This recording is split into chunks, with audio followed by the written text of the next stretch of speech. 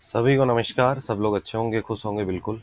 जैसा कि आप लोग जान पा रहे हैं कि पिछले सेशन में हमने शुरू किया था स्टैटिस्टिक्स या सांख्यिकी, जो कि संगणक के लिए सबसे इम्पोर्टेंट पार्ट साबित होने वाला है। और इसी सीरीज, इसी श्रृंखला को हम शुरू करते हुए नए आगे जहां तक कल हमने स्टडी किया था उसी सेशन को हम आगे कंटिन्यू करने वाले हैं। तो पिछले सेशन में हम लोगों ने बेसिक डिस्कशन किया था कि सांख्यिकी या स्टैटिस्टिक्स की हिस्ट्री क्या होगी, क्या उसका इतिहास होगा, कब से इस शब्द की उत्पत्ति या स्टैटिस्टिक्स शब्द की उत्पत्ति आप लोगों के लिए हुई, उसके बाद में इसमें किस तरीके से आगे डेवलपमेंट या विकास हुआ, किस भाषा या किस लैंग्वेज में स्टैटिस्टिक्स को क्या कहा जाता है, ये सारी चीज़ें हम लोगों ने डिस्कस करी थी। स्टैटिस्टिशियन क्या होगा, सांख्यिकी जिसको हम कहते हैं उसको किस प्रकार से परिभाषित करते हैं, क्या उसके कार्य होते हैं, वो सारी चीज़ें हमने डिटेल में डिस्कस करी थी। अब देखो, जब भी स्टैटिस्टिक्स पढ़ते हैं तो सबसे इम्पोर्टेंट जो बात आती है, सबसे इम्पोर्टेंट पार्ट जो आता है वो किसकी बात आती है? डेटा की बात आती है, आंकड़ों की बात आती है। डेटा या आंकड़े की जब बात आती है, जिसको समंक कहते हैं, वहां से स्टैटिस्टिक्स का मूल रूप शुरू होता है। तो बिल्कुल, अब देखिएगा, हम बात करते हैं कि सर डेटा से क्वेश्चन भी आएगा। सबसे पहला जो सिलेबस का हमारा टॉपिक है वो भी कौन सा है? डेटा या कलेक्शन ऑफ डेटा की बात होगी। सबसे पहला काम भी क्या होता है, कोई भी स्टैटिस्टिक्स या सांख्यिकी बनाते हैं तो सांख्यिकी में सबसे जो पहला और सबसे इम्पोर्टेंट वर्क होगा वो किसका है? आंकड़ों का संग्रहण या कलेक्शन ऑफ डेटा। देखो, सबसे पहले तो जब भी स्टैटिस्टिक्स बनाते हैं तो उसमें उद्देश्य या ऑब्जेक्टिव डिसाइड करना होता है कि आप जिस चीज़ के लिए डेटा कलेक्ट करने जा रहे हो उसका उद्देश्य या ऑब्जेक्टिव क्या होगा। लेकिन बिना उद्देश्य या ऑब्जेक्टिव सोचे हुए तो हम डेटा कलेक्ट कर नहीं सकते कि भाई हमें कौन सा काम करना है, किस कार्य के रिलेटेड हमें डेटा की बात करनी है, वो सारी चीज़ें हमें डिस्कस करनी है। तो अगर ऑब्जेक्टिव आपका अगर फिक्स हो चुका है, उद्देश्य फिक्स हो चुका है, उसके बाद हम डिसाइड करते हैं सारी चीज़ें कि अब डेटा कैसे कलेक्ट करने हैं। तो देखा जाए तो सबसे पहली जो स्टेज होती है, कई बार यहाँ से भी क्वेश्चन बन जाता है एग्जाम में कि सर स्टैटिस्टिक्स बनाने के लिए या स्टैटिस्टिक्स डेवलप करने के लिए जो सबसे पहली स्टेज होती है वो क्या होगी। तो कई बार उसमें अगर उद्देश्य से संबंधित ऑप्शन मिल जाता है तो उद्देश्य डिसाइड करना ही होता है पहले। उसके बाद हम क्या डिसाइड करते हैं? आंकड़ों का संग्रहण या कलेक्शन ऑफ डेटा करते हैं। तो और कई बार ये होता है कि पहली स्टेज के अंदर उद्देश्य या ऑब्जेक्टिव या हमारा लक्ष्य क्या है, अगर ये ऑप्शन नहीं मिलता है तो फिर हम किसकी बात करेंगे कि आंकड़ों का संग्रहण या कलेक्शन ऑफ डेटा ही हमारा सबसे पहला टास्क है। चलिए जी, आगे बढ़ते हैं। अब देखो, पिछली क्लास में हमने बेसिक बातें डिस्कस की थी, उसी सीरीज को आगे बढ़ाते हैं। तो अब हम किसकी बात करते हैं? डेटा की बात करते हैं। अब हम किसकी बात करते हैं? डेटा, या जिसको आप लोग क्या कह सकते हो? समंक कहते हैं। डेटा, या जिसको आप क्या कहेंगे? समंक कह सकते हैं। अब देखो, जब भी स्टैटिस्टिक्स में बात होगी, किसी एक व्यक्तिगत संख्या की बात नहीं होगी।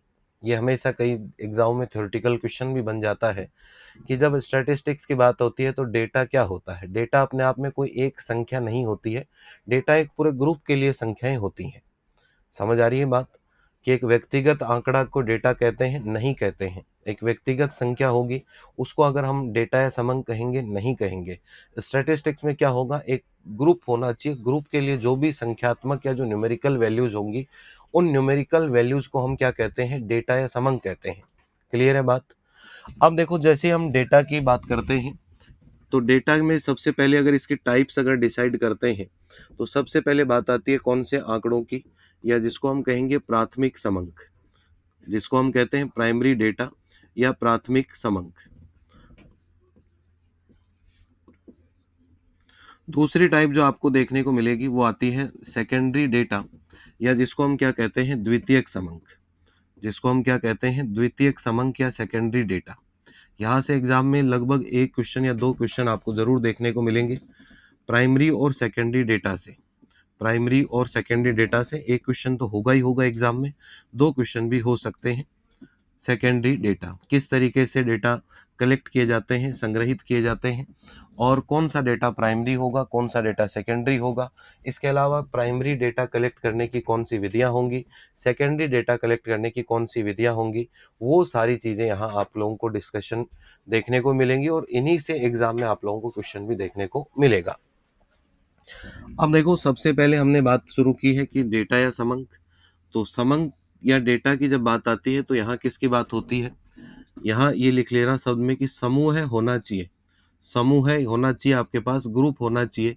अगर कोई एक व्यक्तिगत संख्या हो किसी एक पर्टिकुलर चीज के लिए तो वो आपके पास डेटा नहीं बन पाएगा। ये कंसेप्ट क्लियर होना चाहिए।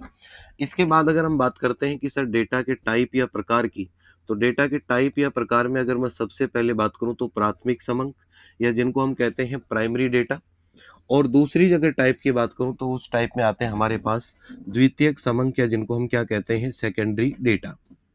यहाँ तक लिखिएगा। इसके बाद देखो एक एक को डिटेल में हम लोग डिस्कस करेंगे। प्राइमरी डेटा को भी हम डिटेल में डिस्कस करेंगे और सेकेंडरी डेटा को भी हम डिटेल में डिस्कस करेंगे, क्योंकि यहाँ से क्वेश्चन एग्जाम में 100% आप लोगों को देखने को मिलेगा। तो सबसे पहले ये बनाओ समंक या डेटा, डेटा के दो टाइप, फिर हम एक एक पे डिस्कस करेंगे कि किसकी बात होगी प्राइमरी डेटा, प्राइमरी डेटा के क्या क्या सोर्सेज होंगे वो डिस्कस करेंगे और उसके बाद हम आगे बढ़ेंगे।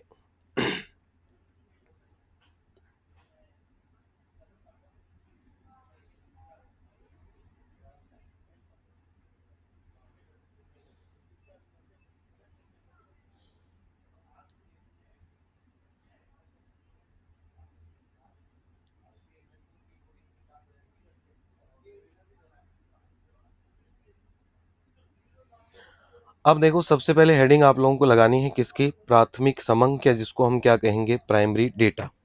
किसकी हेडिंग लगानी है आपको, प्राथमिक समंक या जिसको हम क्या कहेंगे प्राइमरी डेटा। ठीक है, तो सबसे पहले हेडिंग लगाइएगा प्राथमिक समंक या जिनको हम क्या कहते हैं प्राइमरी डेटा। प्राथमिक समंक या जिसको हम क्या कहते हैं प्राइमरी डेटा, प्राइमरी डेटा।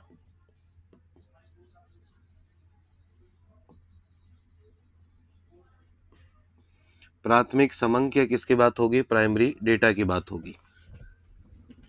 लगाइएगा हेडिंग। अब सबसे पहले इसमें क्या होता है वो डिस्कस करेंगे और उसके बाद हम किसकी बात करने वाले हैं, इसके कौन कौन सी विधियां होती हैं उन सब के बारे में हम डिस्कस करेंगे।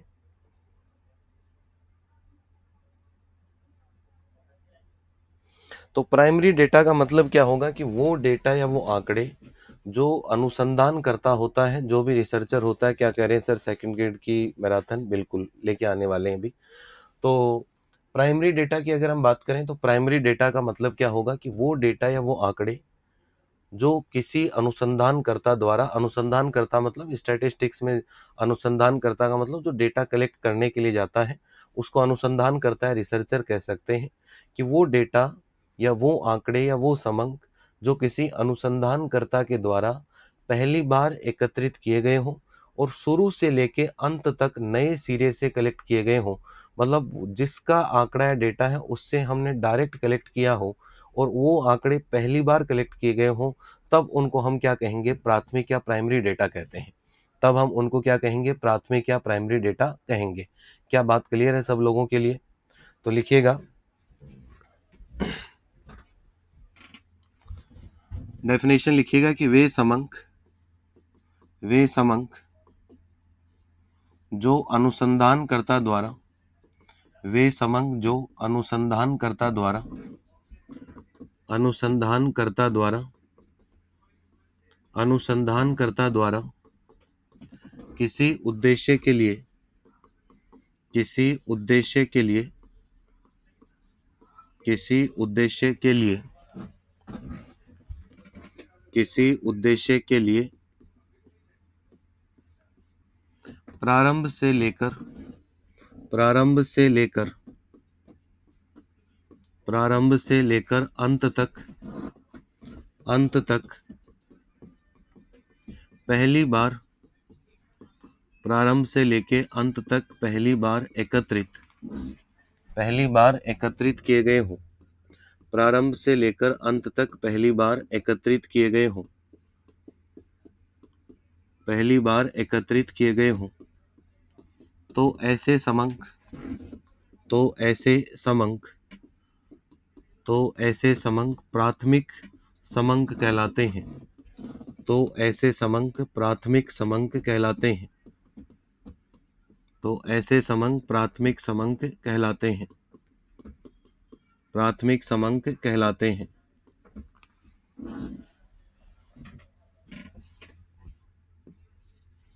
Those data, those data which are collected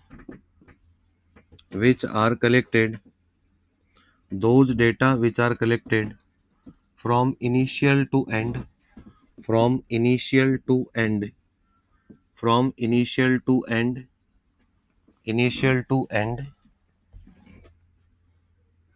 those data which are collected from initial to end या starting to end first time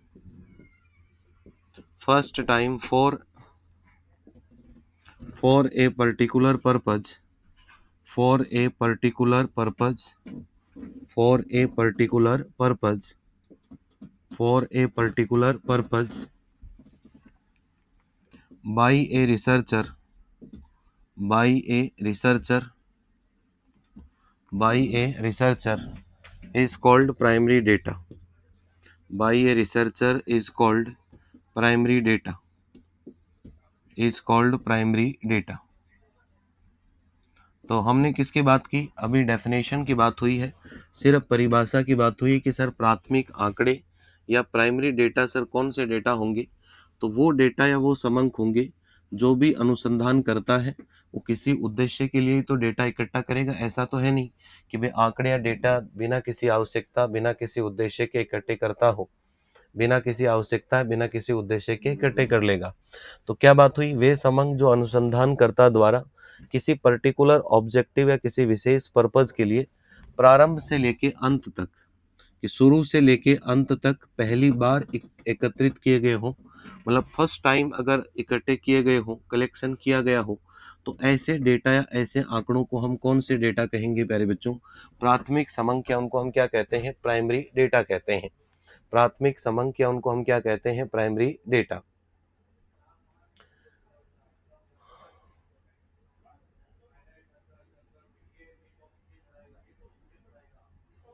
ठीक है, बात क्लियर है यहाँ तक सब लोगों के लिए।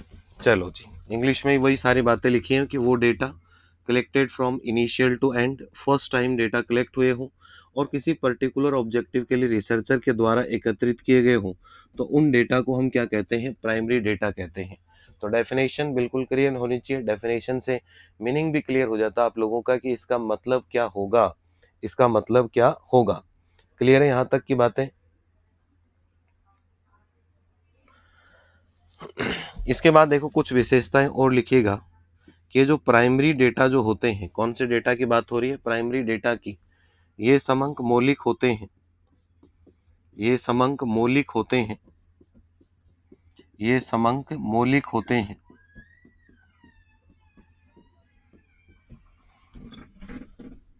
इनका उपयोग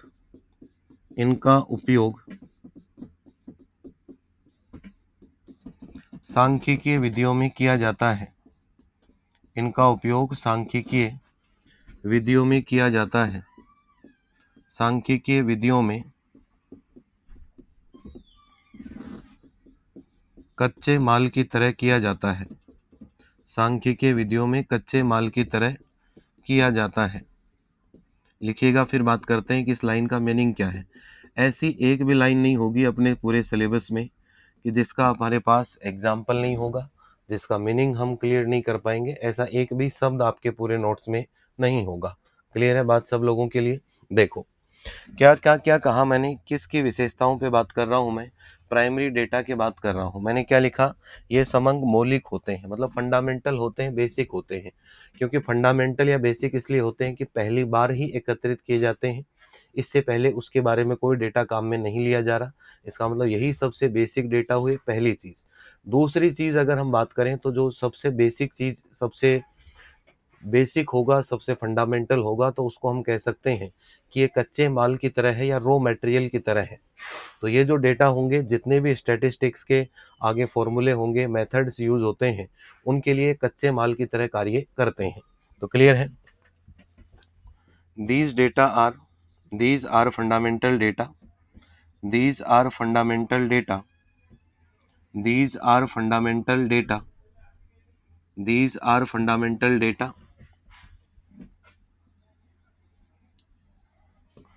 which are used as raw material which are used as raw material which are used as raw material, which are used as raw material for statistical methods, for statistical methods, for statistical methods, for statistical methods। क्या बात clear है? क्या कहा? क्योंकि ये शुरू से लेके अंत तक पहली बार एकत्रित किए जाते हैं, इसलिए प्राथमिक डेटा होते हैं। प्राथमिक डेटा, इनको हम क्या कह सकते हैं? मौलिक या फंडामेंटल डेटा भी कह सकते हैं, क्योंकि इन आंकड़ों या इन डेटा को या इन समंकों को हम कच्चे माल की तरह या रॉ मटेरियल की तरह यूज में लेते हैं। क्या ये लाइन क्लियर है? डेफिनेशन क्लियर है? यहाँ तक मीनिंग क्लियर है सब लोगों के लिए? बिल्कुल आराम से चलेंगे, कहीं दौड़ के नहीं जाना है, लेकिन जो पढ़ेंगे वो ऐसा पढ़ेंगे कि उसमें से कोई भी क्वेश्चन आ जाए, हमारा क्वेश्चन गलत नहीं हो सकता, या ऐसा कभी भी फील नहीं होगा किसी भी सेक्शन में आप लोगों को कि यहाँ ये क्वेश्चन कहाँ से आ गया, इतना बेसिक हमने नहीं पढ़ा, इतना एडवांस लेवल हमने नहीं पढ़ा, ऐसा किसी भी टॉपिक में नहीं होने वाला है। मतलब जो पढ़ लिया, इसका मतलब चाहे उसका बेसिक आए, चाहे उसका इजी लेवल आए, चाहे उसका मॉडरेट लेवल आए, चाहे उसका एडवांस लेवल आए, सारी चीज़ें, सारे स्टेटमेंट, चाहे थ्योरेटिकल हो, चाहे आपका न्यूमेरिकल वाला पार्ट हो, फॉर्मूले वाले पार्ट हो, सब चीज़ें बिल्कुल डिटेल में करने वाले हैं। उससे कोई फ़र्क नहीं पड़ रहा है कि थोड़ा समय ज़्यादा लगेगा, लग जाएगा, कोई दिक्कत नहीं है, क्योंकि आप सिलेबस भी मेरे लिए है, आपके लिए है, पढ़ाने वाला मैं हुई, तो बिल्कुल निश्चिंत रहना आपको। ठीक है, तो पूरी डिटेल में आप लोगों को पढ़ना है, कहने का मतलब यही है। तो किसकी बात हुई कि ये जो डेटा होंगे इनको हम क्या कहते हैं? फंडामेंटल डेटा कहते हैं। ये जो डेटा होंगे इनको हम क्या कहते हैं? फंडामेंटल डेटा कहते हैं।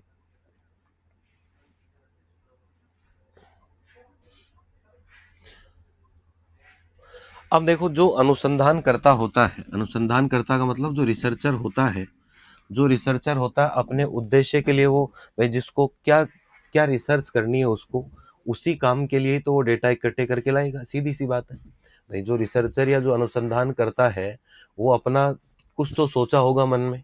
अब जैसे मान लो मैं सोचूं कि भाई अपने इंस्टीट्यूट के अंतर्गत कि मेरे को सिर्फ संगणक एएसओ या जो एसओ वाले बच्चे हैं, स्टैटिस्टिक्स वाले बच्चे हैं, उन्हीं के ही मार्क्स के बारे में पता करना है। अपने इंस्टीट्यूट में 10 और भी कोर्स चलते हैं, तो मैं पहले, मेरा उद्देश्य फिक्स है।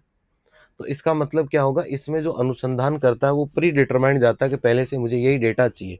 तो अनुसंधान करता अगर उद्देश्य के अनुसार अगर डेटा या आंकड़े या समंक इकट्ठे करके लाता है, इसका मतलब उनमें ज़्यादा काट छांट करने की ज़रूरत नहीं है, ज़्यादा उनमें कोई मॉडिफिकेशन की ज़रूरत नहीं है, ज़्यादा उनमें कोई संशोधन की ज़रूरत नहीं है।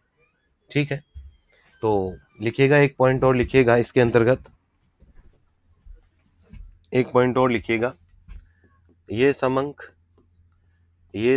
अनुसंधानकर्ता के, ये समक अनुसंधानकर्ता के, अनुसंधानकर्ता के, ये समंक अनुसंधानकर्ता के अनुकूल होते हैं, अनुसंधानकर्ता के अनुकूल होते हैं, अनुकूल होते हैं। इनमें अधिक संशोधन की आवश्यकता नहीं होती है, इनमें अधिक संशोधन की आवश्यकता नहीं होती है, अधिक संशोधन की आवश्यकता नहीं होती है, अधिक संशोधन की आवश्यकता नहीं होती है, अधिक संशोधन की आवश्यकता नहीं होती है। These data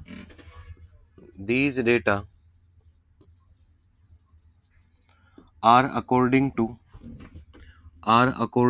researcher. These data are according to researcher. These data are according to researcher. So there is no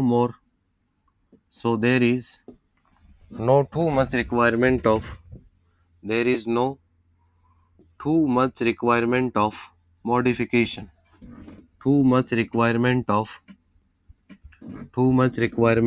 modification, too much requirement of modification, too much requirement of modification।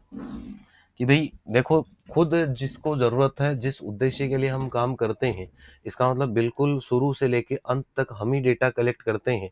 हमारा उद्देश्य, ऑब्जेक्टिव भी clear है कि हमें काम क्या करना है, तो वही डेटा कलेक्ट करके लाऊंगा मैं जहां से भी मुझे जरूरत होगी। तो उनमें फिर ज्यादा काट छांट, संशोधन या मॉडिफिकेशन की आवश्यकता नहीं होगी। अब देखो ये तो कुछ फायदे ही फायदे देख रहे हैं सर, लेकिन ये जब बात करते हैं प्राइमरी डेटा की, जब हम किसकी बात करते हैं, प्राइमरी डेटा की बात करते हैं, तो प्राइमरी डेटा में क्या होगा आप लोगों के लिए कि प्राइमरी डेटा वाले केस की अगर मैं बात करूं तो प्राइमरी डेटा में शुरू से लेके अंत तक सारे आंकड़े या सारे डेटा हमें ही लेके आने पड़ेंगे, पहली चीज। दूसरी चीज ये होगी आप लोगों के पास कि सारे डेटा हम ही लेके आ रहे हैं। दूसरी चीज है कि इसमें कोई डेटा और किसी से ले भी नहीं सकते, नहीं तो प्राइमरी डेटा काहे का हुआ फिर। इसका मतलब ये निकला कि पूरा समय लगेगा, पूरा टाइम भी लगेगा, पूरे खर्चे भी लगेंगे आपके, मेहनत भी लगेगी, सारे काम इसके अंदर होंगे। तो प्राथमिक आंकड़ों में कुछ कमी के हिसाब से देखें तो सबसे बड़ी दिक्कत यही आती है प्राइमरी डेटा में। प्राइमरी डेटा में क्या दिक्कत आती है कि उसमें टाइम भी लगता है सर, मेहनत भी लगेगी, लेबर कॉस्ट भी आएगी, या जो भी कर्मचारी एम्प्लॉय उनका कॉस्ट भी होगा, और उसके साथ साथ उसके अंदर क्या लगेगा आपके पास, श्रम मेहनत तो लगी रही है, पैसे भी लगेंगे, लेबर कॉस्ट भी आएगी, सारी चीजें अधिक लगने वाली हैं। तो क्या लिखेंगे इसके अंदर हम, अगला पॉइंट, इन समंकों में इन समंकों के इन समंकों में अधिक समय इन समंकों में अधिक समय कौमा धन एवं श्रम की आवश्यकता होती है एवं श्रम की आवश्यकता होती है एवं श्रम की आवश्यकता होती है एवं श्रम की आवश्यकता होती है कि जो प्राइमरी डेटा है आप लोगों के पास, जो प्राइमरी डेटा है उसके कलेक्शन या संग्रहण के अंतर्गत आपको मोर टाइम लगेगा, मोर मनी होगी, मोर लेबर की आवश्यकता होगी, सबकी ज़्यादा ज़रूरत आप लोगों को पड़ने वाली है, सबकी आपको आवश्यकता अधिक पड़ने वाली है। तो क्या लिखेंगे, in the collection of primary data in the collection of primary data there is more requirement of there is more requirement of there is more requirement of time money and labor time money and labor time money and labor। तो देखो ये कहने को कह सकते हैं कि sir data बहुत अच्छे मिलते हैं, डेटा बहुत सटीक मिलते हैं, शुरू से लेके अंत तक का सब कुछ हम ही लेके आते हैं, जिसका डेटा है उससे डायरेक्ट हम ही पूछ के आते हैं, मतलब किसी भी प्रकार के बीच में कोई गड़बड़ होने की संभावना कम है। लेकिन फिर भी अगर एक एक व्यक्ति से या एक एक जिसका भी आपको डेटा या आंकड़े कलेक्ट करने हैं तो उससे अगर देखेंगे तो उसमें हर व्यक्ति तक पहुंचने में बहुत लंबा समय लगता है, बहुत सारी लेबर की ज़रूरत पड़ती है, बहुत सारे एम्प्लॉयज़ की ज़रूरत पड़ती है, और एम्प्लॉयज़ होंगे, टाइम भी लगेगा, तो उसमें कॉस्टिंग भी आएगी, तो आपको मनी की भी ज़रूरत पड़ने वाली है। तो कहें तो ये इन आंकड़ों के बारे में क्या हो गई, इन आंकड़ों की देखा जाए तो ये इनके अंदर कमी हो सकती है। इसको आप क्या बता सकते हो कि इन आंकड़ों की क्या है, एक ड्रॉबैक है, या इसको आप क्या कह सकते हो, कमी कह सकते हो।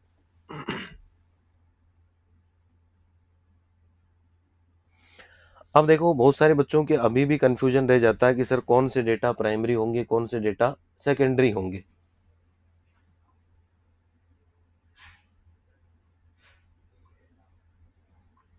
कौन से डेटा प्राइमरी होंगे, कौन से डेटा सेकेंडरी होंगे, इन चीज़ों पे अगर हम बात करें, अब देखो सबसे इजी एग्जांपल जो भी करंट में आप लोग देखते हो कि जैसे जनगणना चल रही है, सेंसस चल रही है, जनगणना पूरी हो जाएगी, उसके बाद आपके सामने एक रिपोर्ट आएगी, आंकड़े आएंगे, तो वो आप पढ़ोगे कहीं ना कहीं, किसी पेपर में, किसी अखबार में, किसी बुक में, किसी पत्रिका में, कहीं ना कहीं तो पढ़ोगे आप लोग। क्या वो डेटा या आंकड़े आप कलेक्ट करके लाए थे क्या? नहीं सर, हम तो नहीं लाए थे, हमने तो कुछ नहीं किया। इसका मतलब आपके लिए वो आंकड़े या डेटा, जनगणना या सेंसस के जो आंकड़े हैं वो आपके लिए कौन से डेटा हैं, सेकेंडरी डेटा, या आपके लिए कौन से आंकड़े हैं, द्वितीयक आंकड़े हैं। लेकिन जो अधिकारी जनगणना में लगे हुए हैं वो घर घर जाके आंकड़े या डेटा घर लाते हैं, आपके भी घर आते ही हैं, तो वो आंकड़े या डेटा लाते हैं घर घर जाके, वो डेटा उनके लिए प्राइमरी है, हमारे लिए नहीं है। हमें तो वो पूरा कलेक्ट करके, पूरी कैलकुलेशन करके, पूरा जोड़ घटाव करके फिर बताएंगे कि कितने महिला, कितने पुरुष, कितने बच्चे, कितने वृद्ध जन हैं, कितने शिक्षित, कितने अशिक्षित, क्या रेट ऑफ लिटरेसी, वो पूरा काम करके फिर हम तो कहीं पढ़ेंगे उसको। क्या आप डेटा कलेक्ट करने गए थे क्या? नहीं। तो देखो जो सेंसस का डेटा, जनगणना के जो अधिकारी या कर्मचारी या एम्प्लॉय लगे हुए हैं, जो डेटा कलेक्ट कर रहे हैं, उनके लिए तो वो डेटा कौन सा है, प्राइमरी डेटा। लेकिन जब हम पूरी जनगणना या सेंसस की जब रिपोर्ट आ जाती है और जब हम रिपोर्ट को हम पढ़ते हैं, तो हमारे लिए वो आंकड़े या डेटा प्राइमरी नहीं, हम तो और किसी की मेहनत के द्वारा जो डेटा कलेक्ट किए गए थे, उन्हीं डेटा को इस्तेमाल कर रहे हैं, उन्हीं को पढ़ रहे हैं। इसका मतलब हमारे लिए वो डेटा कौन से डेटा हो गए, सेकेंडरी डेटा हो गए। इसका मतलब हमारे लिए वो डेटा कौन से हो गए, सेकेंडरी डेटा हो गए। तो अगर इसके उदाहरण या एग्जाम्पल की बात करूं, वैसे तो अपन आगे बहुत सारे एग्जाम्पल डिस्कस करने वाले, लेकिन एक दो जनरल एग्जाम्पल डिस्कस कर लेता हूं।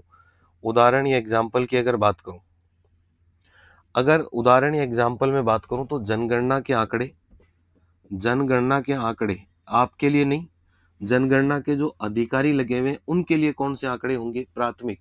जब हमारे सामने पूरी रिपोर्ट आएगी तो हमारे लिए तो वो आंकड़े कौन से होंगे, द्वितीय के, सेकेंडरी होंगे, क्योंकि हम तो और किसी के कलेक्ट किए हुए डेटा पढ़ेंगे। तो क्या कहेंगे हम, जनगणना के आंकड़े, जनगणना के आंकड़े, जनगणना के आंकड़े किसके लिए, जनगणना अधिकारियों के लिए। जनगणना के आंकड़े किसके लिए, जनगणना अधिकारियों के लिए। ये कौन से डेटा हुए, जनगणना अधिकारियों के लिए। ये कौन से डेटा देखने को मिले आप लोगों को, प्राइमरी डेटा है। कौन से डेटा है ये, प्राइमरी डेटा है। जनगणना के आंकड़े जनगणना अधिकारियों के लिए कौन से डेटा है, क्या पढ़ रहे हैं अभी हम, प्राथमिक आंकड़े, या किसकी बात होगी, प्राइमरी डेटा की बात होगी। क्लियर है बात यहां तक सब लोगों के लिए। चलिए जी, कि data of census for the census officers, data of census for the census officers. ठीक है, बात क्लियर है यहाँ तक की, यहाँ तक की बात सब लोगों के लिए क्लियर है। चलिए जी, इसी तरीके से भाई जो जिस काम के लिए आप सबसे पहले डेटा इकट्ठे करते हैं, अब मान लो कोई सर्वे करवाता है, कोई मान लो जो भी सर्वे की एजेंसी होती है वो सर्वे करवाएगी, तो उसके लिए तो वो डेटा क्या होगा, प्राइमरी होगा। लेकिन वो जो सर्वे की रिपोर्ट हम किसी अखबार, बुक, पत्रिका, जनरल, कोई लेख उसके अंदर पढ़ते हैं, तो हमारे लिए वो रिपोर्ट कौन सी होगी, सेकेंडरी होगी। तो यहाँ तक इतना मीनिंग क्लियर होना चाहिए अभी तक हमने जो पढ़ा इसमें आप लोगों के लिए, कि सर सबसे पहले आपको डेटा या समंक के बारे में क्लियर होना चाहिए। एक संख्या कभी भी समंक नहीं कहलाती है। समंक के लिए हमेशा किसकी जरूरत होती है, समूह या ग्रुप की आवश्यकता होती है। समंक को हम दो कैटेगरी में डिवाइड करते हैं, एक प्राइमरी डेटा और एक इसमें डिवाइड करते हैं सेकेंडरी डेटा में। ठीक है, प्राइमरी और सेकेंडरी डेटा में हमने सबसे पहले स्टार्ट किया कौन सा, प्राइमरी डेटा हमने स्टार्ट किया है। तो प्राइमरी डेटा का मतलब होगा कि वो समंक या वो डेटा जो अनुसंधान करता है रिसर्चर, शुरू से लेके इनिशियल टू एंड तक खुद ही एकत्रित करता हो, पहली बार एकत्रित कर रहा हो, तो उसको हम क्या कहते हैं, उसको हम कहते हैं प्राइमरी डेटा। ठीक है, ये इंग्लिश हिंदी दोनों में हम बाइलिंगुअल चलते हैं, तो उसके लिए बिल्कुल आपको निश्चिंत रहना है। हिंदी इंग्लिश के लिए 100% मैं बाइलिंगुअल चलूंगा। इंग्लिश वाले भी कुछ हिंदी सीख जाएंगे, हिंदी वाले तो इंग्लिश सीखेंगे सीखेंगे, ऑब्वियस सी बात है ना, निश्चिंत रहिएगा। इन समंक को हम क्या कह सकते हैं, फंडामेंटल डेटा भी कह सकते हैं, क्योंकि ये बेसिक डेटा है, फंडामेंटल डेटा है, इनको हम रॉ मटेरियल की तरह काम में लेते हैं। ठीक है, इसके बाद अगर हम बात करें कि ये अनुसंधान करता, जिसका जो काम करना होता है वो उसी के अनुसार डेटा लेता है। अब जनगणना वाले जो उनको जनगणना करनी है, जिस चीज़ की उनको गणना करनी है, उसी के बारे में तो आपसे घर पे पूछेंगे, उससे उल्टे सवाल तो पूछेंगे नहीं वो। तो जिस जो उद्देश्य है उनका उसी के अनुसार ही डेटा कलेक्ट करते हैं, तो उनमें कोई ज़्यादा काट छांट की जरूरत नहीं होती। वो लगभग जो उद्देश्य है, जिस चीज़ के लिए हमने मेहनत करी है, वो उसको पूरा करते हुए आप लोगों को दिखेंगे। ठीक है, इसके बाद में लेकिन एक चीज़ हमने देखी कि इसको कमी के रूप में कह सकते हैं कि प्राइमरी डेटा एक एक व्यक्ति, एक एक घर घर तक जाना पड़ता है, तो अधिक समय, धन, श्रम, सारी चीज़ों की आवश्यकता होगी। उदाहरण एग्जाम्पल, जितने भी सर्वे होते हैं उन सर्वे वालों के लिए वो डेटा कौन से डेटा होते हैं, प्राइमरी डेटा। जितने भी सर्वे होंगे वो उनके लिए कौन से डेटा होंगे, प्राइमरी डेटा। ठीक है, और बाकी जब उनकी रिपोर्ट अगर हम पढ़ते हैं, बाकी जब अगर उनकी रिपोर्ट हम पढ़ते हैं, तो हमारे लिए वो डेटा कौन से होंगे, सेकेंडरी डेटा होंगे। क्या करें सर, असिस्टेंट अकाउंटेंट करेंगे भी, आज से स्टार्ट कर लेंगे असिस्टेंट अकाउंटेंट की क्लास से, निश्चिंत रहो, है ना। चलिए जी आगे बढ़ते हैं। अभी तक इसकी बात हुई, प्राइमरी डेटा के बारे में डिस्कशन हुआ। अब बोले सर आपने कह तो दिया प्राइमरी डेटा ऐसा होता है, ये काम कर देता है, ये कमी भी है इसके अंदर, समय भी ज़्यादा लगता है, तो बोले किस किस तरीके से हम प्राइमरी डेटा कलेक्ट कर सकते हैं। तो प्राथमिक जो समंक है, प्राइमरी डेटा है, उसके कलेक्शन की क्या क्या विधियां हैं, उन पे हम डिस्कस करने वाले हैं। एग्जाम में नाम आते हैं विधियों के, ये विधि प्राइमरी डेटा की है या ये विधि किसकी है, सेकेंडरी डेटा की है। क्वेश्चन कहीं से बन सकता है, आप लोगों को बहुत अच्छे से तैयार रहने की आवश्यकता है। चलिए जी, तो लिखिएगा प्राथमिक समंक, हेडिंग लगाओ प्राथमिक समंक, प्राथमिक समंक के संग्रहण की विधियां, प्राथमिक समंक के संग्रहण की विधियां, प्राथमिक समंक के संग्रहण की विधियां, संग्रहण की विधियां। Methods to collect primary data, किसकी बात हो रही है, methods to collect, methods to collect primary data, methods to collect primary data, methods to collect primary data, methods to collect primary data. ठीक है, प्राथमिक समंक के संग्रहण की विधियां, methods to collect primary data. कि सर आपने कह तो दिया कि प्राइमरी डेटा ये होंगे सारी चीजें, लेकिन प्राइमरी डेटा के सबसे अच्छा मेथड कौन सा है, या कौन कौन से मेथड में किन किन परिस्थितियों में किस प्रकार से हम प्राइमरी डेटा कलेक्ट कर सकते हैं, ये हमें पता होना बहुत ज़रूरी है। चलिए जी, कौन कौन से मेथड होते हैं, देखो हम एक एक मेथड पे डिटेल में डिस्कस करने वाले हैं। सबसे पहला जो मेथड आता है वो आता है प्रत्यक्ष व्यक्तिगत अनुसंधान, जिसको हम कहते हैं डायरेक्ट पर्सनल इन्वेस्टिगेशन। ये नाम याद होने चाहिए, इन नाम से भी एग्जाम में क्वेश्चन आएगा।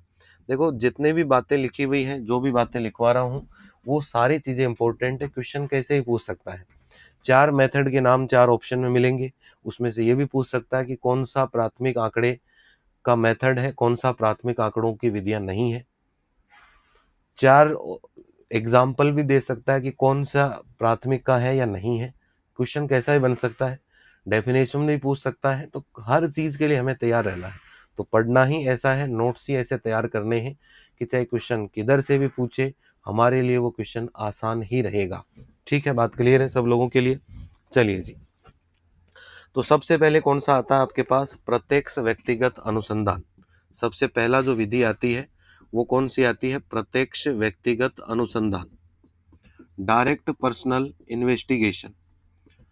प्रत्यक्ष व्यक्तिगत अनुसंधान, या जिसको हम कहते हैं डायरेक्ट पर्सनल इन्वेस्टिगेशन, जिसको हम क्या कहते हैं, direct personal investigation, direct personal investigation, investigation. पहली जो विधि आती है उसको हम कहते हैं प्रत्यक्ष व्यक्तिगत अनुसंधान। देखो नाम से ही पता होगा, इनके अंदर ज्यादा मैं थ्योरी लिख के टाइम वेस्ट नहीं करूंगा। प्रत्यक्ष व्यक्तिगत अनुसंधान, अब नाम से पता चल गया होगा कि जिस व्यक्ति के बारे में आंकड़े या डेटा या सूचना लेनी है आप लोगों को, उस व्यक्ति से डायरेक्ट पूछ लो, उस व्यक्ति से डायरेक्ट ही सूचना ले ली हमने। जिस व्यक्ति के बारे में क्या लिखा हुआ, प्रत्यक्ष व्यक्तिगत अनुसंधान, मतलब जिस व्यक्ति से आपको सूचना लेनी है, पर्सन टू पर्सन कह सकते हैं इसको, कि हर एक व्यक्ति से हम मिल लिए और उसके बारे में जो भी डिटेल हमें लेनी थी, जो भी उसके बारे में सूचना के रूप में जो भी डेटा या समंक कलेक्ट करना था वो हमने कर लिया। तो इसका मतलब वो और उसी के बारे में जो डेटा था वो पहली बार हमने ही कलेक्ट किया है। इसका मतलब वो डेटा कौन सा डेटा हुआ, प्राइमरी डेटा। इसका मतलब वो कौन सा डेटा हुआ, प्राइमरी डेटा। क्लियर है बात सारी चीजें। चलिए जी, तो इसमें कोई ज्यादा थ्योरी में लाइन लिखने की कोई आपको बड़ी आवश्यकता नहीं है। फिर आता है आपके पास अप्रत्यक्ष मौखिक अनुसंधान। दूसरी जो विधि आती है वो कौन सी आती है, अप्रत्यक्ष मौखिक अनुसंधान। किसकी बात होगी, अप्रत्यक्ष मौखिक अनुसंधान, अप्रत्यक्ष मौखिक अनुसंधान, या जिसको कहते हैं इनडायरेक्ट ओरल इन्वेस्टिगेशन, जिसको हम क्या कहते हैं, indirect oral investigation, indirect oral investigation, indirect oral investigation, indirect oral investigation. क्या कहेंगे इसको, अप्रत्यक्ष मौखिक अनुसंधान, या इसको हम क्या कहते हैं, indirect oral investigation. Indirect oral investigation का मतलब ये है कि सूचना आपकी है, आपसे न पूछ के आपके पड़ोसी से मैं पूछ लूं, तो उससे पूछा और मैंने लिख लिया, मौखिक रूप से बातचीत कर ली, इंफॉर्मेशन आपकी है, लेकिन आपसे न पूछ के आपके पड़ोसी से पूछ लूं। अब जैसे मान लो कोई आपके घर आए, आपसे पूछे कि आपकी इनकम या आय कितनी है, तो कुछ कुछ ऐसे सवाल होते हैं जिनमें व्यक्ति सही नहीं बताता है, लेकिन आपके पड़ोसी को पता रहता है कि इनके घर के लोग क्या करते हैं, क्या कमाते हैं। तो वो सूचना अगर मैं पड़ोस से पूछ लूँ तो है तो आपकी ही सूचना, पहली बार मुझे ही पता चला है, इसलिए डेटा कौन सा होगा, प्राइमरी डेटा होगा। लेकिन आपसे नहीं पूछी, डायरेक्ट नहीं पूछी, प्रत्यक्ष नहीं पूछी, मैंने इनडायरेक्ट पूछ ली, इनडायरेक्ट ओरल इन्वेस्टिगेशन। तो ये कौन सा हुआ आप लोगों के पास, इसको हम क्या कहते हैं, इनडायरेक्ट ओरल इन्वेस्टिगेशन। जो दूसरा मेथड आपके पास इनडायरेक्ट ओरल इन्वेस्टिगेशन, मतलब किसी तीसरे से अगर पूछी जाए, किसी तीसरे से पूछी जाए अगर सूचना, तो वो सूचना तो आप ही लोगों के लिए है, वो सूचना तो आप ही लोगों के लिए है, लेकिन है क्या, वो इनडायरेक्ट हो गई। वो सूचना है तो आप ही लोगों की, लेकिन वो क्या हो गई, इनडायरेक्ट हो गई। ये कौन सी है, प्रत्यक्ष व्यक्तिगत अनुसंधान। प्रत्यक्ष व्यक्तिगत अनुसंधान में क्या होगा, कई तरीके होते हैं इसके अंदर, कि डायरेक्ट आप ही की सूचना आप ही से पूछी जाए, डायरेक्ट कोई क्वेश्चन पूछ लूँ मैं आपसे, आपका इंटरव्यू कर लूँ। भाई जब पहला जो मेथड है उसमें मैं आपसे कोई डायरेक्ट क्वेश्चन पूछ लूँ, इसके अंदर मैं आप लोगों को देख भी सकता हूँ, देख के भी आपको देख के भी मैं डायरेक्ट सूचना इकट्ठी कर लूँ, अवलोकन से भी कर सकता हूँ, या आपका मैं साक्षात्कार कर लूँ या इंटरव्यू कर लूँ। इंटरव्यू के माध्यम से मैं आपके बारे में आपसे इंटरव्यू करके सूचना प्राप्त कर सकता हूँ। इसके बाद में आपसे अनुसूची या शेड्यूल भरवा के भी मैं आपसे आपकी सूचना ले सकता हूँ। तो इन प्रत्यक्ष व्यक्तिगत अनुसंधान का मतलब जिस व्यक्ति की सूचना है डायरेक्ट उसी से ही प्राप्त होगी, सीधा सा मीनिंग है। अब ये सारे देखो, इंटरव्यू लूंगा तो इंटरव्यू आपकी सूचना, तो इंटरव्यू आपका ही लूंगा, ठीक है। दूसरा तरीका होता है जिसको हम कहते हैं अप्रत्यक्ष मौखिक अनुसंधान, या जिसको हम कहते हैं इनडायरेक्ट ओरल इन्वेस्टिगेशन।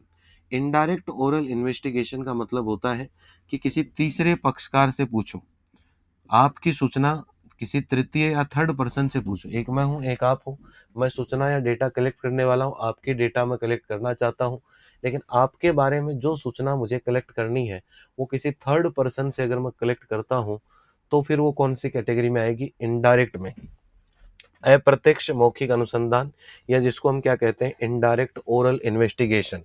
मतलब आपकी सूचना, इतनी लिख लो, इतनी बातें, ज़्यादा डिटेल में थ्योरी बना के लिखने की कोई ज़रूरत नहीं है, कि आपके बारे में सूचना मैं किसी थर्ड पार्टी से पूछ लूँ। आपकी सूचना थर्ड पार्टी से अगर मैं कोई इन्फॉर्मेशन कलेक्ट करता हूँ, इसका मतलब वो कौन से मेथड में आएगा, इनडायरेक्ट ओरल इन्वेस्टिगेशन में। आपकी सूचना मैं किसी थर्ड पार्टी से अगर कलेक्ट करता हूँ तो वो कौन सी कैटेगरी में आपको देखने को मिलेगा, अप्रत्यक्ष मौखिक अनुसंधान, या जिसको हम कहेंगे इनडायरेक्ट ओरल इन्वेस्टिगेशन। क्या बात क्लियर है सब लोगों के लिए यहाँ तक? चलिए जी, लिख लीजिएगा, ये विधियां के नाम एग्जाम में पूछे जाएंगे, इन विधियों के नाम एग्जाम में पूछे जाएंगे।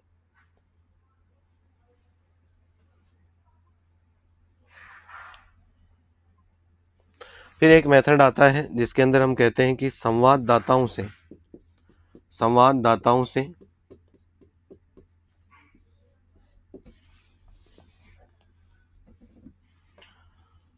संवाददाताओं से सूचना प्राप्त करना, संवाददाताओं से सूचना प्राप्त करना, सूचना प्राप्त करना। सूचना प्राप्त करना का मतलब डेटा कलेक्ट करना, संवाददाताओं से सूचना प्राप्त करना। इसका मतलब क्या होगा, संवाददाताओं से सूचना प्राप्त करना, information through correspondent, information through correspondents, लिख लीजिएगा, information through, information through correspondence, information through correspondence, information through correspondents. भाई किसी भी व्यक्ति की पहली बार जो सूचना है वो किसके द्वारा हम प्राप्त कर रहे हैं, संवाददाताओं से हम सूचना प्राप्त कर रहे हैं।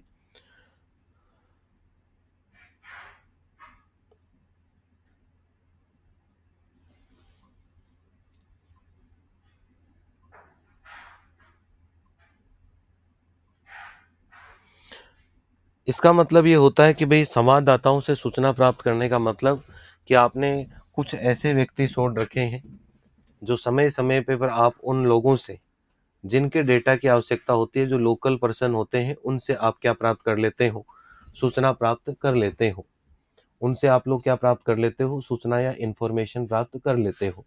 भाई जो लोकल पर्सन है उसको आप संवाददाता कह सकते हो, करस्पोंडेंट्स कह सकते हो। तो वहां से अगर आप सूचना प्राप्त कर लेते हो समय समय पर कि भाई यहाँ इस एरिया की, तो उस एरिया की पहली बार वो सूचना आपको देंगे, तो आपके लिए वो क्या होगी, प्राइमरी डेटा की तरह वर्क होगा। ठीक है, क्लियर है बात यहाँ तक की। तो थर्ड पॉइंट सब लोगों ने लिख लिया यहाँ तक, थर्ड पॉइंट। इसके बाद अगर हम फोर्थ पॉइंट पे अगर बात करें तो सूचकों द्वारा अनुसूची भराकर सूचना प्राप्ति, सूचकों द्वारा अनुसूचियां भराकर सूचना प्राप्ति, सूचकों द्वारा अनुसूचियां, सूचकों द्वारा अनुसूचियां भरवाकर सूचना प्राप्ति, अनुसूचियां भरवाकर सूचना प्राप्ति, अनुसूचियां भरवाकर सूचना प्राप्ति। सूचकों द्वारा अनुसूचियां भरवाकर सूचना प्राप्ति, इसका मतलब ये होगा कि information through schedules to be filled, information चाहिए आपको, और किसकी सहायता से इंफॉर्मेशन मिल रही है, इंफॉर्मेशन थ्रू शेड्यूल्स। क्या लिख सकते हैं आप इसको, इंफॉर्मेशन थ्रू शेड्यूल्स। ये क्या होता है, यहाँ से क्वेश्चन आता है एग्जाम में, इसको थोड़ा सा डिटेल में हम डिस्कशन करेंगे। इंफॉर्मेशन थ्रू शेड्यूल्स,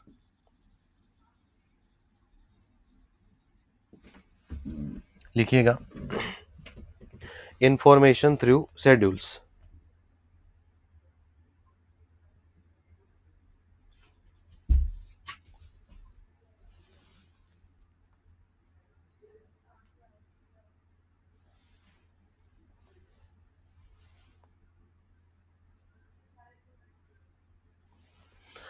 अब देखो इसके अंदर दो होते हैं कि अनुसूचियां भरवाकर सूचना प्राप्ति। अनुसूची का मतलब ये होता है कि अगर आपने, जैसे मान लो कोई भी आपको सूचना चाहिए, आपने डाक कर दिया, बाई पोस्ट कोई भेज दिया, ईमेल के माध्यम से कुछ भेज दिया, और फिर आप उससे उम्मीद कर रहे हो कि भाई वो भर दें उसको। अनुसूची का मतलब सूचकों द्वारा, सूचकों का मतलब जिनकी इंफॉर्मेशन है, जिनके बारे में सूचना आपको चाहिए, वो सूचक कहलाएंगे। तो सूचकों द्वारा अनुसूचियां भरवाकर सूचना प्राप्ति, इसका मतलब आपने कोई भी एक फॉर्म भेज दिया, अब उसने जो जो सूचनाएं उसके अंदर भरी, उसके आधार पे आपके पास डेटा आ गए। तो ये भी जिस व्यक्ति का डेटा है वही व्यक्ति फॉर्म फिलअप करेगा। इसका मतलब ये भी कौन सा कैटेगरी का डेटा है, प्राइमरी कैटेगरी का डेटा है। क्या लिखा हुआ है, इंफॉर्मेशन थ्रू शेड्यूल्स। इसके बाद एक होता है कि अनुसूची के अंदर, एक तो भाई आप किसी को, जैसे भाई डाक के माध्यम से, मेल के माध्यम से, मेल के माध्यम से, किसी भी माध्यम से, बाई पोस्ट, बाई मेल, आप किसी भी तरीके से अगले व्यक्ति की अगर सूचना भरवा लेते हो, तो इसका मतलब क्या हुआ, सूचकों द्वारा अनुसूचियां भरवा कर सूचना प्राप्ति। अब इसके बाद बात आती है कि परगणकों द्वारा सूचना प्राप्ति, परगणकों द्वारा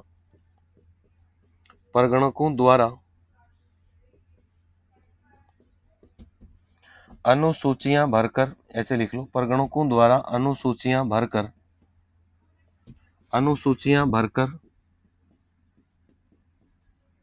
सूचना प्राप्ति, परगणकों द्वारा अनुसूचियां भरकर सूचना प्राप्ति, परगणकों द्वारा अनुसूचियां भरकर सूचना प्राप्ति। Information through schedules to be filled by enumerators, information through schedule, information through schedule, information through schedule, information through schedule to be filled by enumerator, to be filled by enumerator. देखो क्या मतलब है इसका। एक तो ये था कि किसी को डाक पे, मेल पे हमने कोई भेज दिया क्वेश्चन भेजने के बाद में क्या किया हम लोगों ने, हम लोगों ने क्या कहा कि अगला व्यक्ति खुद ही भर रहा है, मतलब जो सूचक होगा वही खुद भर रहा है। लेकिन यहाँ देखो शब्द बदल के यहाँ हो गया परगणक। परगणक का मतलब इन्यूमरेटर। इन्यूमरेटर द्वारा अनुसूचियां भरकर सूचना प्राप्ति।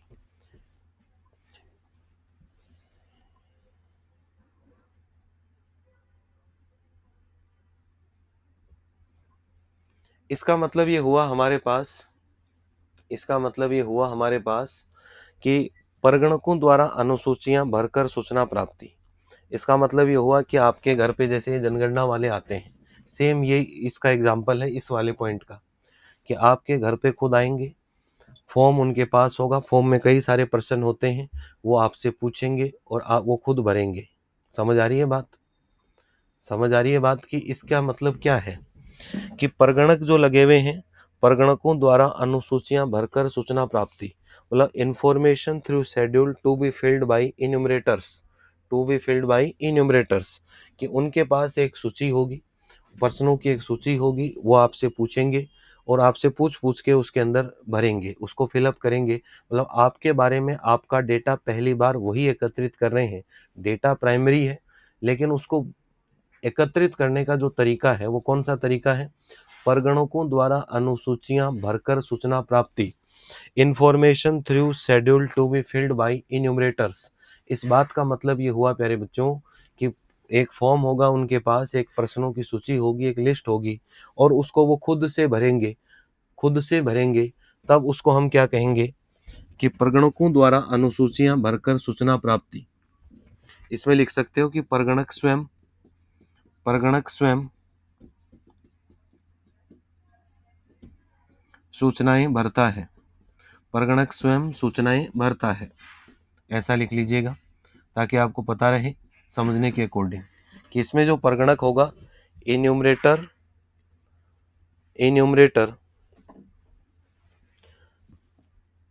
या information field by enumerator,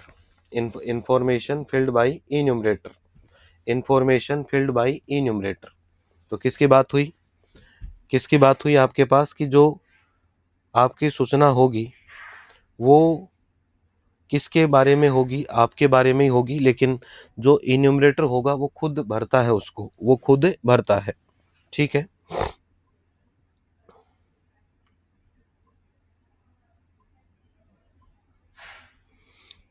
example के रूप में आप लिख सकते हो कि भारतीय जनगणना में इस विधि का प्रयोग होता है। ये भी लिख लीजिएगा, भारतीय जनगणना में इस विधि का प्रयोग होता है। भारतीय जनगणना में इस विधि का प्रयोग होता है। इस विधि का प्रयोग होता है। भारतीय जनगणना में इस विधि का प्रयोग होता है। इस विधि का प्रयोग होता है।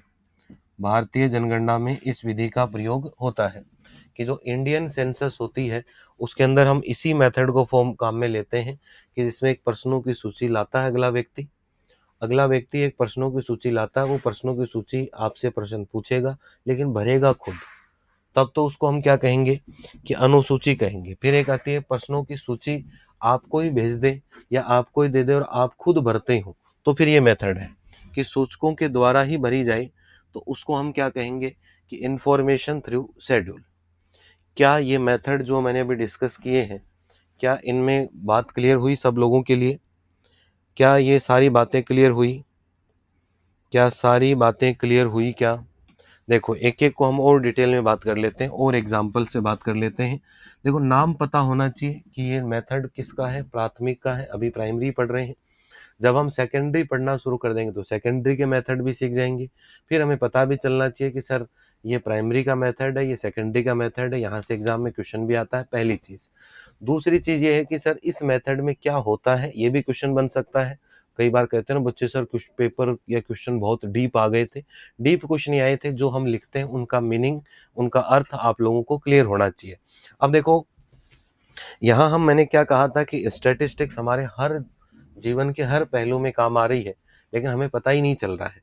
अब जैसे ही हमने ये मेथड्स पे बात की तो धीरे धीरे आपको पता चला कि यार ये तो काम तो हो ही रहा था हमारे सामने ही, लेकिन हम ही नहीं समझ पा रहे थे कि ये प्राइमरी है, सेकेंडरी है।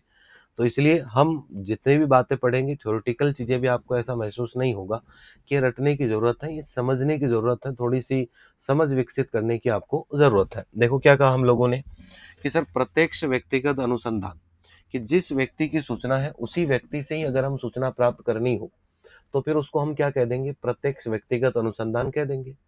अब प्रत्यक्ष व्यक्तिगत अनुसंधान, किसी व्यक्ति की खुद की सूचना कैसे प्राप्त कर सकते हो, एक उसको देख के पता कर सकते हो कि भाई तुम्हारे घर में कितनी गाड़ियां हैं, मान लो 4 गाड़ी तो पहले से खड़ी हैं, तो 4 गाड़ियां होंगी होंगी, ऑब्वियस सी बात है।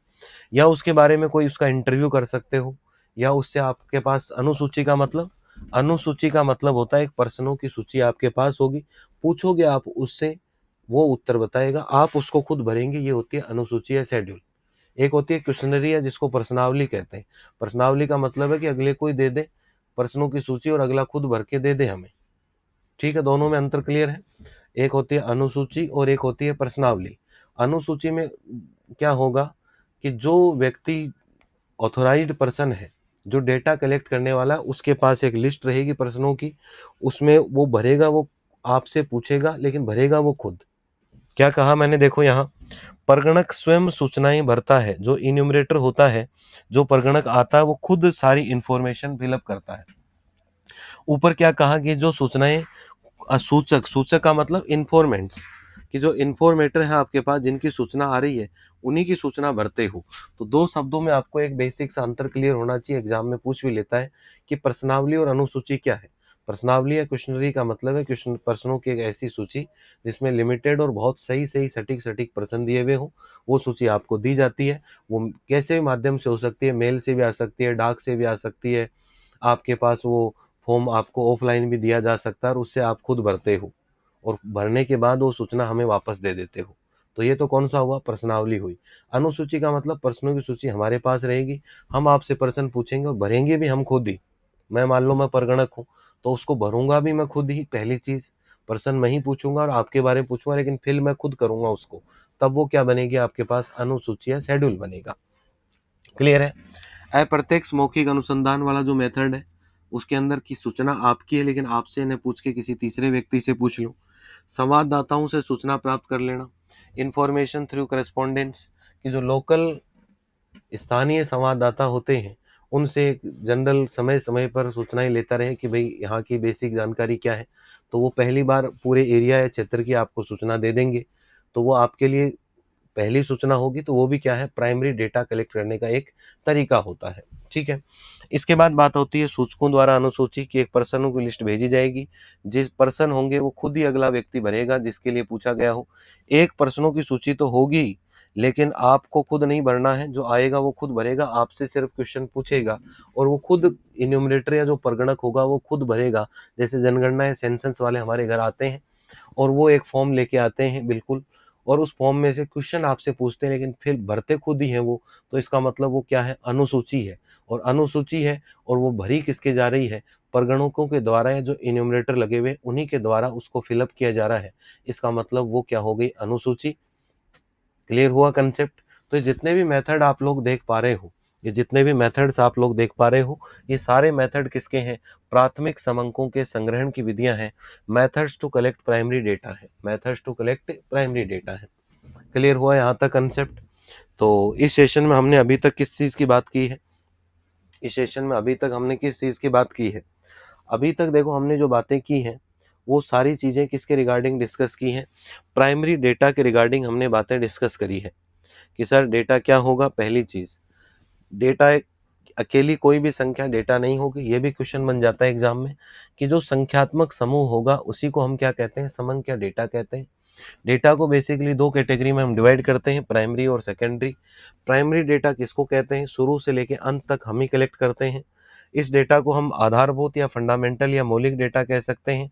इसको हम कच्चे माल की तरह या रॉ मटेरियल की तरह हम यूज कर सकते हैं। इसके बाद अगर मैं बात करूं तो इनकी क्या खास बात होती है, इनमें ज़्यादा संशोधन की आवश्यकता नहीं होगी। अब सपोज करो कि जो जनगणना सेंसस से जो फॉर्म भर के लेके गए थे, वो जो फॉर्म भर के लेके गए थे आपके घर आए थे, क्या वो उसमें जाके कोई ज़्यादा काट छांट करेंगे, क्या नहीं करेंगे, क्या ज़्यादा काट छांट करें, क्या करेंगे, क्या नहीं करेंगे ना। तो इसका मतलब ऑब्वियस सी बात है, ऑब्वियस सी बात है कि भाई ज़्यादा काट छांट वो नहीं करेंगे, इसका मतलब उसमें प्राइमरी डेटा है, तो प्राइमरी डेटा में ज़्यादा संशोधन की आवश्यकता नहीं होती है। प्राइमरी डेटा में ज़्यादा संशोधन की आवश्यकता नहीं होती है। इसके बाद अगर मैं बात करूं, इन समंकों में बहुत ज़्यादा समय लगेगा, मनी भी खर्च होगी, लेबर भी खर्च होगी। इसके बाद में जो कौन कौन सी विधियां हैं, ये इंपॉर्टेंट है, प्राइमरी डेटा के कलेक्शन की कौन कौन सी विधियां हैं। प्रत्यक्ष व्यक्तिगत अनुसंधान, अप्रत्यक्ष मौखिक अनुसंधान, संवाददाताओं से सूचना प्राप्त करना, सूचकों द्वारा अनुसूचियां बनाकर सूचना प्राप्त करना और परगणकों द्वारा अनुसूचियां भरकर सूचना की प्राप्ति करना। ये किसकी बात हुई है? हमारे प्राइमरी डेटा के बारे में डिस्कशन हुआ है। एक अंतर जो हुआ कि प्रश्नावली और अनुसूची में जो अंतर होगा, वो मैंने अंतर बता दिया। क्वेश्चनरी का मतलब क्वेश्चनों की एक सूची होगी जो आपको दी जाएगी, आप खुद भरेंगे और हमें वापस दे देंगे। जैसे आप हमारे इंस्टीट्यूट में एडमिशन लेने आते हो, और तो इंस्टीट्यूट में क्या होगा, एक आपको एक एडमिशन फॉर्म देते हैं, फॉर्म हम देते हैं, आप खुद फिलअप करते हो उसके अंदर, तो वो क्या हो गई? क्वेश्चनरी हो गई। एक आपके घर जनगणना वाले आए थे, सेंसस वाले, फॉर्म वो लेके आए थे, लेकिन पर्सन भी आपके बारे में ही थे उसमें, लेकिन उन्होंने पूछे आपसे, लेकिन भरे खुद से। इसका मतलब वो क्या हो गई? अनुसूची या शेड्यूल हो गई। तो क्लियर है सारी चीजें यहाँ तक? क्लियर है सारी चीजें यहाँ तक? चलिए जी, ठीक है, यहाँ तक सारी बातें क्लियर हैं। चलो तो इतना काम करो। अभी इस सेशन में हमने किसके बारे में डिस्कस किया है? डेटा। डेटा में किसके बारे में? प्राइमरी डेटा के बारे में। धीरे धीरे सीढ़ी दर सीढ़ी चलना है, जल्दबाजी बिल्कुल नहीं करनी है। जो पढ़ना है उसको बड़े तन मन से और पूरा बेसिक से एडवांस तक पढ़ना है। हर चीज, मैं कल भी कहा था, हर क्लास में कहूँगा कि स्टैटिस्टिक्स कोई नया सब्जेक्ट नहीं है, बस हमें देखने की जरूरत है कि हमारे डेली लाइफ में वो कहाँ लागू हो रहा है।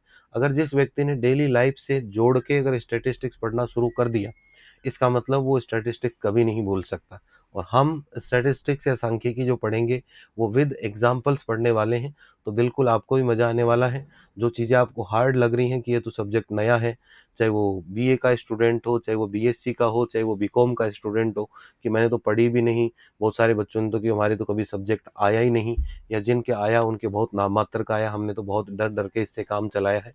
तो ऐसा पढ़ाने वाला हूँ बिल्कुल कि आप लोगों के हर एक जीवन के पहलू से ये सब्जेक्ट आपके जुड़ जाएगा। और अगर लाइव डेली लाइफ के एग्जाम्पल्स अगर किसी सब्जेक्ट से जुड़ते हैं, तो वो सब्जेक्ट धीरे धीरे आसान होता चला जाएगा और मज़ा भी आने वाला है। और स्टैटिस्टिक्स की वैकेंसी में आपको पता है कि सबसे ज़्यादा सिलेक्शन सुनिश्चित करने के लिए आपका स्टैटिस्टिक्स वाला पार्ट बहुत शानदार होना ज़रूरी है। तो उम्मीद कर रहा हूँ कि सारी चीज़ें सब लोगों ने प्रॉपर नोट कर ली होंगी। बिल्कुल नोटबुक बनाइएगा, प्रॉपर नोट्स तैयार करने हैं। उसके बाद जब एक बार कोर्स हो जाएगा तो आपके नोट्स खुद रिवाइज कर पाएंगे, खुद के हैंड रिटन नोट्स बनाने हैं। सारी चीज़ें मैं लिख के पढ़ाता हूँ, बाईलिंगुअल हिंदी और इंग्लिश। तो बिल्कुल आराम से नोट्स बनाओ, धीरे धीरे धीरे धीरे सीढ़ी दर सीढ़ी अपन चलेंगे और फिर थोड़ी रफ्तार भी पकड़ लेंगे। ठीक है, तो thank you all of you, मिलते हैं अगले सेशन में।